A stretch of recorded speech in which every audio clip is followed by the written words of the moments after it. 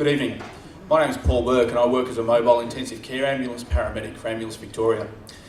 I've been with them for 12 years and in that time I've seen probably every emergency that you guys can imagine, but one of the most common ones that we go to is cardiac or heart related emergencies.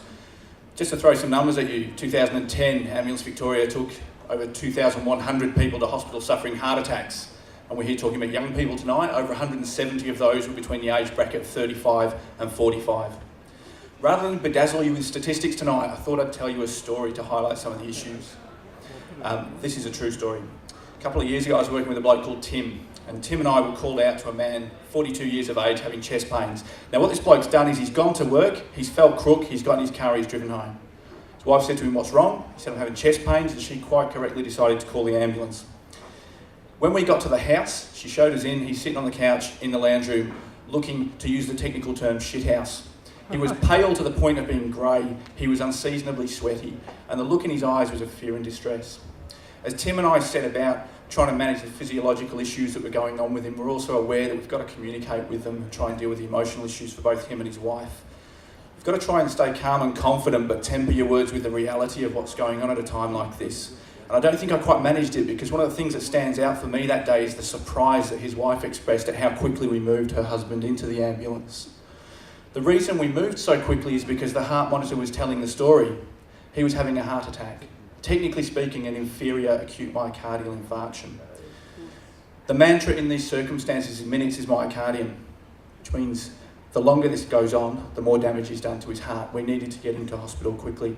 In the back of the ambulance is when I first told him, "It looks like you're having a heart attack." Now that might sound like brutal honesty at that point, but in my experience, people prefer to know. He can already feel something's going horribly wrong. It adds a level of confidence for him in me that I know what it is. It also opens up the conversation of what is going to happen next. I don't know what runs through people's heads at times like that. It might be, "I'm too young, I don't smoke, I go to the gym, I look after myself." But one question that does come up is a lot of people say, "Will I die?" So I like to cut that off. Say, "Mate, this doesn't mean you're going to die. We're looking after you. We've given you an aspirin, a drug that for a long time was considered a headache tablet. We now know has some wonderful properties for the sick heart. I've given you some morphine to manage your pain. I've given you a drug called Maxilon that will take away the nausea. We've radioed the hospital already. They're going to be prepared for when we arrive. Via the magic of Bluetooth, I've already sent them your 12-lead ECG so that someone like Professor Chris can have a look at what's actually going wrong. They can be ready and waiting, and they'll be champing at the bit to dig around inside your heart and unblock those arteries." Through all this, he had started to look better. The look in his eyes now was one of trusting me. He knew that I knew what I was doing. His sweating's dried up. He's got a bit of colour back in his face. But then he just went a little bit vague and said, "I don't feel very well," and had a cardiac arrest in the back of my ambulance. The heart monitor started screaming at me. I called out to Tim, "Pull over." I take a pair of shears and start slicing away at his shirt to expose his chest. Tim's in the back of the truck by now, reclines the stretcher. I take the pads from the defibrillator and slap them onto his chest. The heart monitor makes an annoying whining sound as it charges up 200 joules of electricity. Words familiar to anyone that's watched medical drama shows ring out in the back of the ambulance. "Stand clear, all clear." We really do say that. I press shock. When the electricity hits him, anyone that's seen medical drama shows will be familiar with the image of people arching and jumping off the bed. That doesn't really happen. It's not that dramatic. It's more like you've jolted someone in their sleep. They just jump a little bit. What we're trying to do, obviously, is actually jolt the heart out of its slumber and get it to take over its normal operations.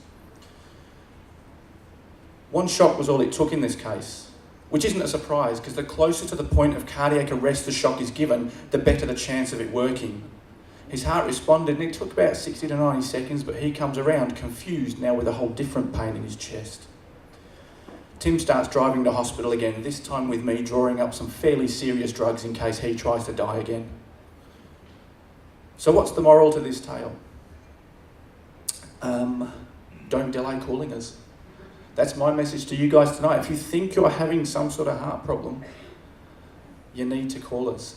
If this guy would have called us from work, he might never have had his cardiac arrest. If his wife would have delayed calling us by 10 or 15 minutes, he would have had it at home in front of her without us and without our life-saving equipment. So what do you need to look out for? any of the patients in here might be familiar with some of the symptoms. Shortness of breath, dizziness, unexplainable fatigue, nausea and vomiting, lightheadedness, palpitations, or an unexplained pain or discomfort. If you've watched enough medical drama shows on TV, you'll know it's supposed to be left-sided chest pain down the arm, up into the neck. Be aware that only occurs about a third of the time in heart attack patients.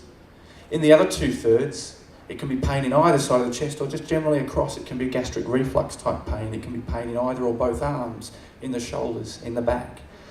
A percentage of patients will have a heart attack without pain, which makes it really, really vague for you, doesn't it? But the concept is this: if you're concerned, if you feel bad enough and you're concerned, you probably need to call us. We're happy to come and check you out. And if you don't need to go to hospital, we don't drag people off.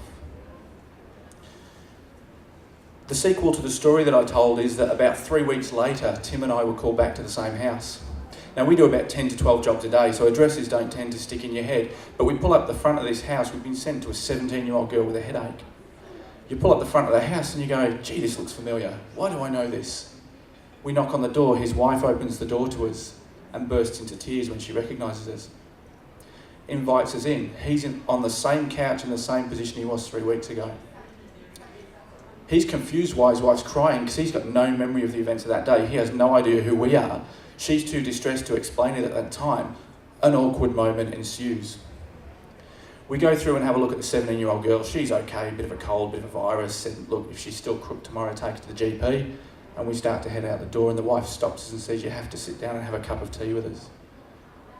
We sit down. By this stage, she's filled him in on who we were. And he asks what happened 3 weeks ago. I spend the next 20 minutes in one of the most awkward conversations of my life trying to explain to someone's face how they died in front of me and we brought them back to life. It's awkward because normally what we do is we turn up, people are having a heart attack, doing whatever they're doing, we deal with the emergency, we take them to hospital. If they survive, we drive away high-fiving each other. This time I got to see the other side of it, what's happened afterwards.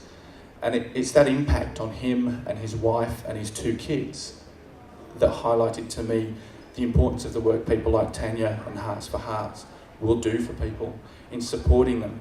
It's fine for us at the time to look after them, it's fine for the hospital to do their bit, it's fine for the rehab people to do their bit, but there's that ongoing transition they're going to have to make for the rest of their life once they've had that event. Thanks for having me speaking, Tanya. Thank you for listening.